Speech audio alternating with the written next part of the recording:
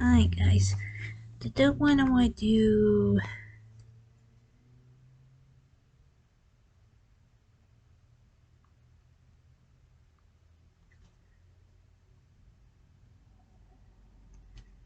Collection video.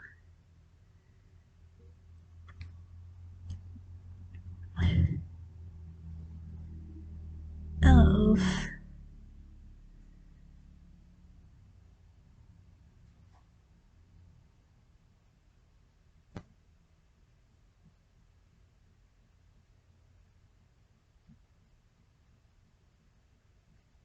I'm sorry if you hear the washer go off because I am doing my laundry, so it's laundry day for me.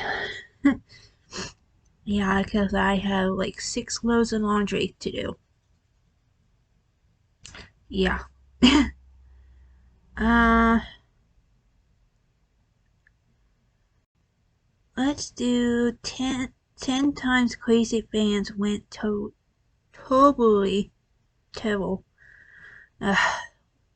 Long.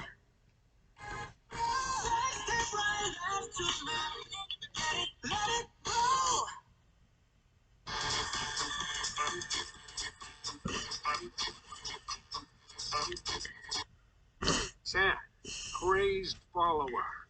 Janae Gagne was an Instagram star, a woman you might remember as Miss Mercedes Moore. She became famous in the entertainment industry, particularly in Houston, for her good looks and daring photographs. All her Instagram photos earned her thousands and thousands of likes. And according to her father, Mark Gagne, her popularity scared him. He knew his daughter was beautiful, but it alarmed him that she was continuously trying to get more and more beautiful, working on her appearance all the time.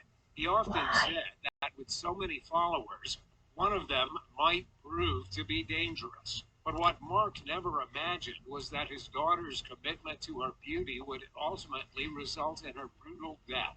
On a Sunday evening, he walked into his daughter's apartment. Well, he kicked the door down and found her dead at the bottom of her staircase. You see, Janae's parents hadn't heard from her in about a week. They were extremely concerned, as it wasn't like Janae to ignore them. Her father felt there was something wrong in his gut, so he raced to her house and busted through the locked door. That was when he found his baby dead. Beyond the body of his daughter, up the stairs in the apartment, Mark found her killer. His name was Kevin Accorto, and he had a knife sticking out of his neck and was twitching and gurgling when Mark found him. He had written all over the wall with lipstick that he loved Janae and he was sorry for killing her. After the police investigation, they determined that the two had never met in real life. Kevin had been a crazy fan, so obsessed with Janae that he saw no other choice but to break into her apartment, strangle her, and then shove her down the stairs. 9. The fan club manager. Selena Quintanilla was known as the queen of Tejano music, a beloved Latin artist who was brutally murdered by the president of her fan club when she was only 23 years old. She made her recording debut in the 80s, became an award-winning artist, and was hugely popular in the Latin music scene. She was even referred to as the Mexican Madonna. But before she could truly reach her She's not potential, a Mexican. woman named Yolanda Saldivar killed her. She Jennifer was the Lopez, president of she is Selena's a fan Puerto club, Rican, a woman so who was supposed correct to be her yourself. #1 fan. She had been managing Selena's boutique in San Antonio when the two met at a hotel room to discuss Selena's concerns that Yolanda was embezzling money from her. The confrontation turned hot, and Yolanda pulled out Let a you know, gun back and then in the shot Selena 90s, to death right there in yes, the there hotel. was It was a March event, 31st, PayPal. 1985. I think it That's still the do it night today, but Yolanda probably couldn't not. really get away. Back then, Everybody knew they were meeting in a before hotel cell room. phones She came knew what she along had and done. stuff, She did try to tell the police that her you movie was write an to your ad fan for how a much you payment love them club. and stuff like She was that. sentenced to life in prison and will be up for parole in 2025 after serving years of Damn. 8. The dancing security guard. In China, a dancing security guard was murdered by a disgruntled fan 2025, over man. $20,000. She's gonna be The dead by dancing now. security guard was only known to her fans by her Just saying. online username, New by Female Security Guard. She was 33 years old at the time of her death and had been posting dancing videos at work for about a year. The security guard managed to build up over 300,000 followers by just dancing around in her security outfit. She wasn't only an online influencer, she really did have a job as a security guard. She guarded the entrance to a driving school. She also happened to be married with 2 children. In China, it's not unusual for influencers to be given mass amounts of money from their fans. It's kind of similar to how Twitch models are gifted subs by people watching them live. In this case, the disgruntled male fan had gifted her $20,000, but he had buyer's remorse. After sending her all that money in gifts during her live streams, he decided he wanted the money back. He got sick of watching her dance. He was angry that he had given her all that money, and so he reached out to get a return. But she refused, saying that the money was rightly hers. He was so angry that he tracked her down and killed her. What would you do if you gave someone this much money and then wanted it back?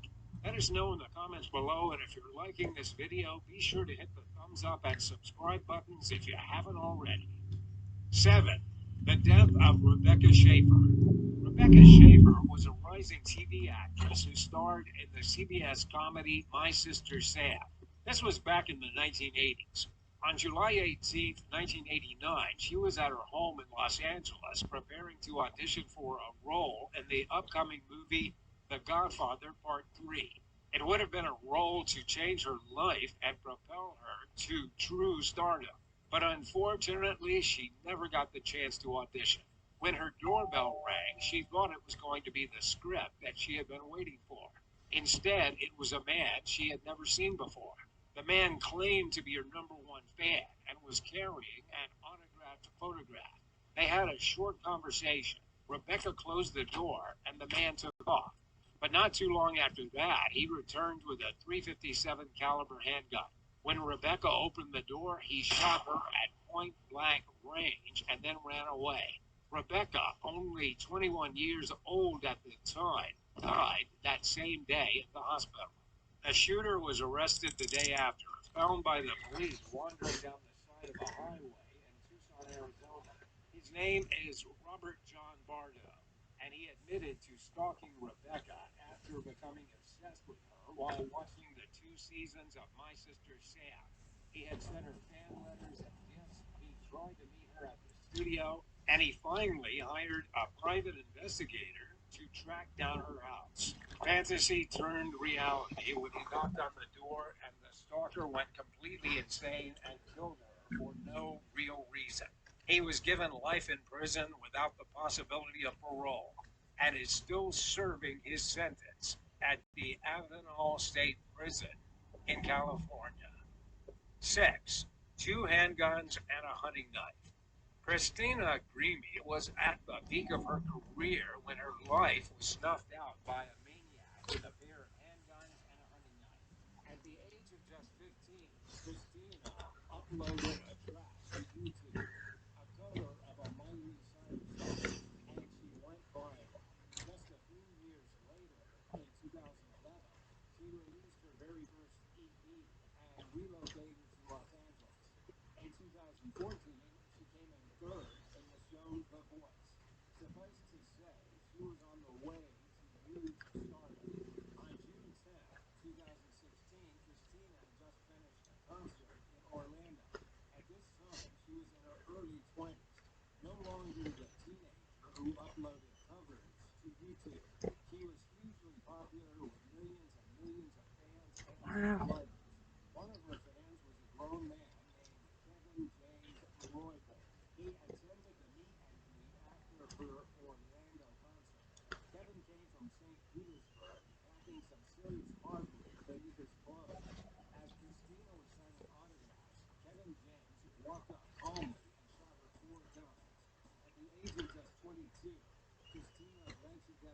4, while the gunman turned a weapon on himself. This terrifying incident is still unexplained. We really don't know why Kevin went completely crazy and killed the performer he supposedly adored. Maybe he just adored her so much that it drove him crazy to know that he would never be closer to her than he was on the day he blasted her with bullets. 5. The murder of Dimebag Darrell. In the world of rock and roll, there was nothing more shocking in 2004 than the assassination of Dimebag Darrell. For those who don't know, Dimebag Darrell was the lead guitarist for Pantera, the heavy metal band. He was shot and killed during a show on December 8th in Ohio while playing for the band Damageplan. He wasn't the only one who died that day either. Nathan Gale, the crazed fan with a gun, walked into the Alrosa Villa nightclub in Columbus while the band was on Don't stage. do that, Cicely. Darrell and 3 other people. He was then gunned down by a Columbus police officer in the minutes following the violent eruption. The other victims included a club employee, a fan in the crowd, and one of the crew members for the band. But why did he do it? Nathan was only 25 years old and had his whole life ahead of him. And it wasn't like he was in love with a guitarist either. A police investigation later found that Nathan, who was a former Marine, had been extremely upset that Pantera broke up the year before.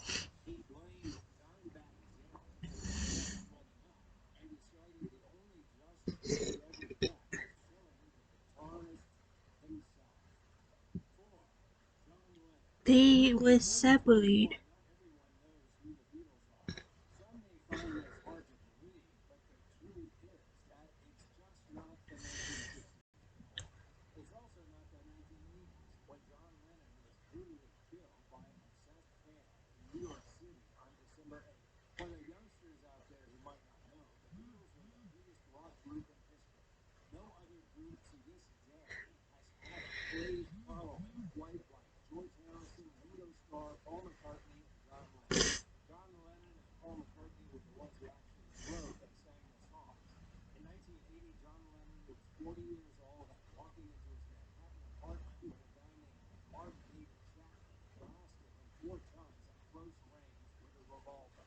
The bullets ripped Lennon's Seriously, why you want to share the nice singer John Lennon? What did he do to you? Yes, I'll let you know. Yes, I do listen to Beatles too. There's nothing wrong with that. Plus, demonstrations of mourning were held all across the globe in just about every country. The world wasn't so shaken up again by the death of a star until Michael Jackson died. There was never any real motive given for the crime. Mark David Chapman was found to be a borderline psychotic and obsessed with Lennon. He was given 20 to life, then denied parole in 2000. He's still behind bars today. 3. Attack on the tennis court. When Monica Seles was stabbed in the back, it was described as the most horrible day in tennis. She was only 19 years old and considered to be the best female How does someone tennis do that?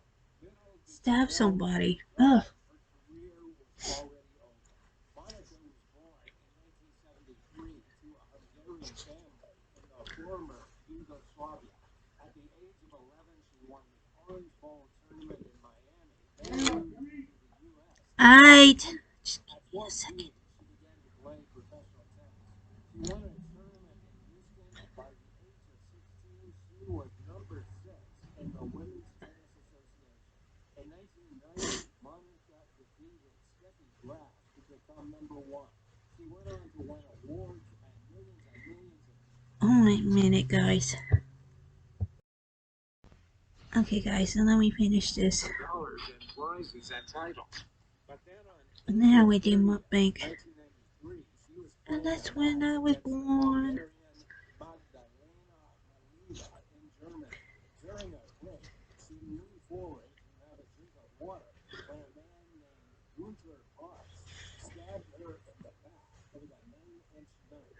She didn't even realize what was happening. She felt the pain. She turned around and saw the man sneering at her, and then he charged at her again with a knife. Luckily, the first thrust missed all of Monica's vital organs and her spine. When he attacked again, Monica's bodyguard jumped in and pinned the guy down. It turned out that the 38-year-old man was a crazed fan of Steffi Graf, the former champion whom Monica had defeated previously. He stabbed her to get revenge for a tennis player he never even knew. But Monica lived, and he went to jail. She did play tennis 2 years later after healing, but she never returned to Germany and retired soon afterwards. 2. Attacked in She Mexico. deserved to Fifth retired. Hollywood star Ali Brooke was viciously attacked on stage during a show in Mexico, and it happened 2 days after an attack from yet another crazed fan. This time, the star was grabbed by a maniac fan who desperately tried to drag the singer away by her hair. Of course, she did have security, and the lunatic didn't get very far. But still, it was an alarming incident. Ali brushed off the assault and went on with a performance while the attacker was taken away. This probably wouldn't be newsworthy if it wasn't for what happened 48 hours prior. Ali was moving too.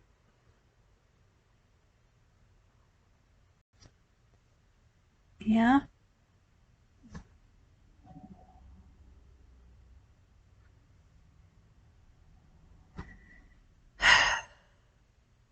Alright guys, I will see you in my fourth one, so I see you then.